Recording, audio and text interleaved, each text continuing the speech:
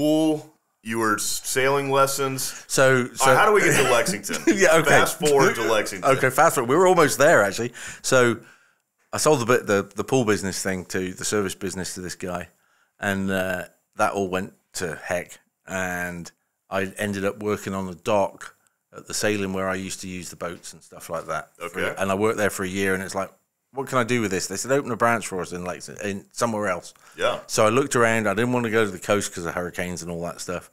So we looked for a lake. We looked at Lake Norman. Too busy, couldn't get anywhere. Somebody mentioned Lake Murray, and we got here. It's a fantastic lake.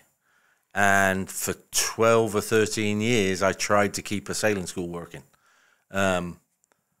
It not quite profitable enough. And I'm sure you're going to bring up BNI at one point.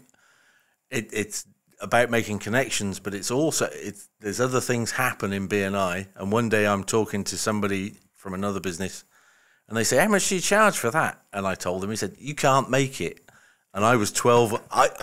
You're already 12 years in. I was 12 years in, and I knew that because all I'd watched was me slowly struggle more and more and stuff like this. And I went, damn, somebody said it bluntly to me. I get it now. And I spent a year folding it in a way that I can go to every sailing club member and that I had. Yeah. And they all said, thank you for doing it that way, not just pulling the plug and leaving them high and dry, because I had commitments and stuff. I had commitments to them, and I went to the marina. They helped a lot with the slow transition out and stuff like that out at South Shore Marina. So, and then went back into the pool stuff then, and I've had 2 jobs I've had 3 jobs in the pool industry around here. The first one I didn't get through BNI, but the second 2 are through BNI connections, I think. Yeah.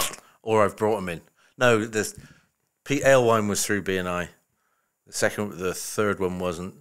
But the job with Hoover now, where I am, and this will be the last job, unless I really upset them somehow.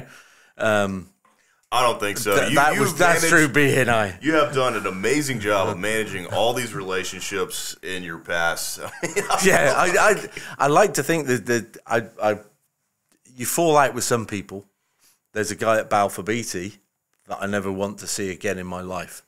And that's not Balfour Beatty's fault. They're fantastic. There are people that I work with in Balfour Beatty. Mark Thompson's in Australia.